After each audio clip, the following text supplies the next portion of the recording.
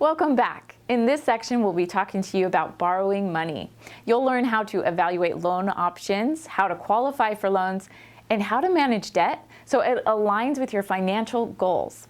When discussing loans, the term credit refers to an arrangement where you defer payment for borrowing money or making a purchase until later. In other words, you get money or stuff now, and you agree to pay it back later over time. For instance, if you take out a car loan, you can drive off in the car, but then you have to make payments until the loan is paid off. The amount of money that you owe in a debt is referred to as the principal balance. When you buy or borrow on credit, you end up paying back more than the principal amount that you borrowed. The amount that you're charged on top of the principal is called interest, and it's determined by a percentage called an interest rate.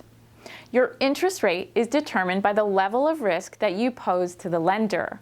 Potential lenders look at your credit score, credit history, and other qualifying factors to estimate the risk that you will default on the loan and to determine your interest rate. Your loan payments are based on 4 key areas: the amount you borrow or finance, your interest rate, the payment interval, and the repayment period. There are other loan options and terms that also may affect the loan payment, but the 4 I just mentioned are the most common elements determining your payment amount. To illustrate the importance of the repayment period or time it takes for you to pay back the loan, follow along with this example. If you borrowed $1,000 to purchase a new computer and the lender gave you the opportunity not to make payments on a loan with a 25% interest rate for a year, then you would owe about $1,250 total, or $250 in interest. Now, in contrast, if you paid the loan off after 2 months, you'll have paid much less, around $60 in interest. So generally, the quicker you pay off debt, the less total interest that you will pay. Before we continue, I want to point out something important. Being good at managing your money doesn't mean you have to be good at math. Don't let these calculations scare you. Nowadays, there are online resources that can walk you through the calculations. Just focus on the overall lesson and practice with the calculators provided in this course so you can understand the computations.